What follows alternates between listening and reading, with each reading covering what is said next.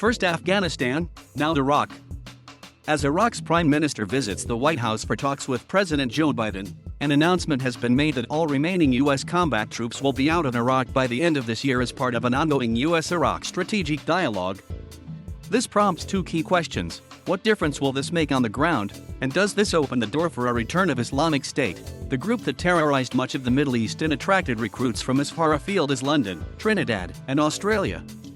18 years on from the US-led invasion of Iraq, America only has about 2,500 regular troops left in Iraq, plus a small and undisclosed number of special operations forces fighting IS.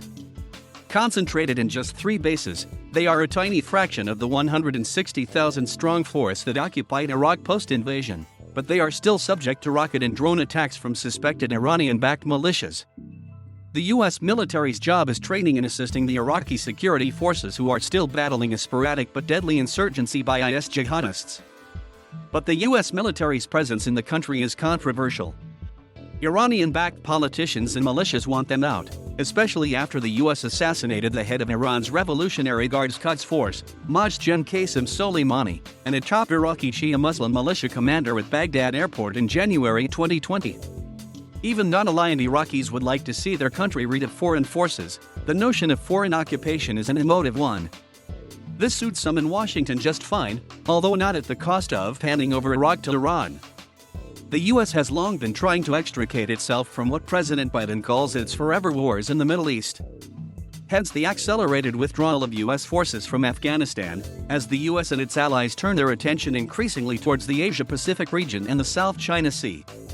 Lurking in the background here is the specter of an IS revival and the possibility of history repeating itself.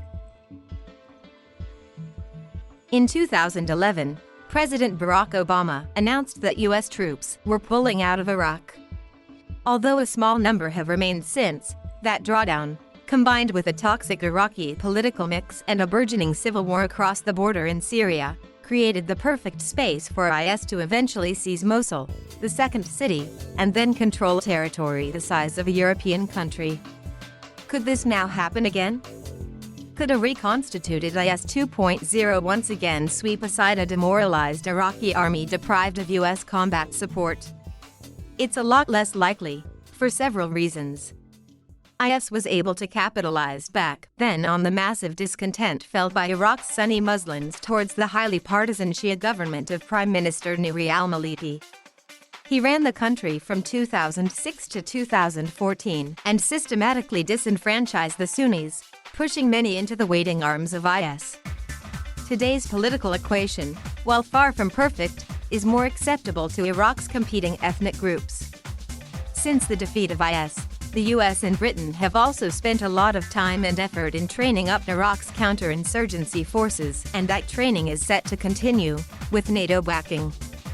Thirdly, IS strategic leadership, or what's left of it, appears to be more focused on exploiting the ungoverned spaces in Africa and Afghanistan than battling well-armed security forces in its Arab heartland. Attacks by IS insurgents appear to be containable by Iraqi government forces, says Brig Ben Berry, a former British Army officer and now defense analyst at the think tank International Institute for Strategic Studies. Although he adds, without a political settlement with Iraqi Sunnis, the root causes of the insurgency will remain.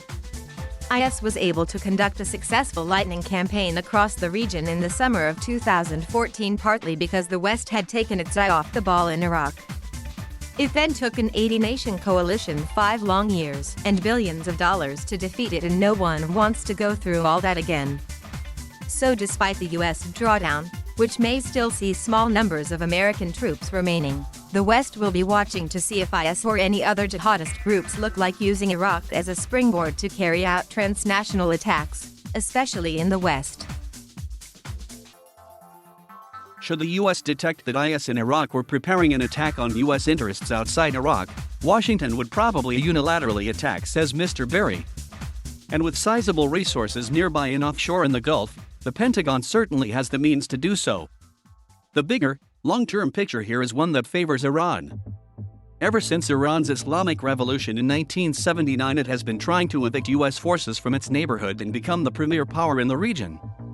It has had little success in the Arab Gulf states where mistrust of Tehran runs deep and where the U.S. military has facilities in all 6 countries, including the headquarters of the U.S. Navy's powerful Fifth Fleet in Bahrain. But the U.S.-led toppling of Saddam Hussein's regime in Iraq in 2003 removed the most effective obstacle to Iranian expansion, and Tehran has not passed up on the opportunity since then. It has successfully inserted its Shia militias into the fabric of Iraq's security establishment, and its allies have a powerful voice in parliament. Syria's civil war has opened the door for a major Iranian military presence there, while next door in Lebanon, Iran's ally Hezbollah has become the most potent force in the country. Iran is playing the long game. Its leaders hope that if it keeps up the pressure, both overt and covert, it will eventually make the Middle East a region not worth America's effort to stay engaged in, militarily. Hence the frequent rocket attacks on U.S. bases and Iran's support for civil protest calling for U.S. troops to leave. An agreement that sees the end of U.S. combat operations in Iraq will be seen by many in Tehran as a step in the right direction.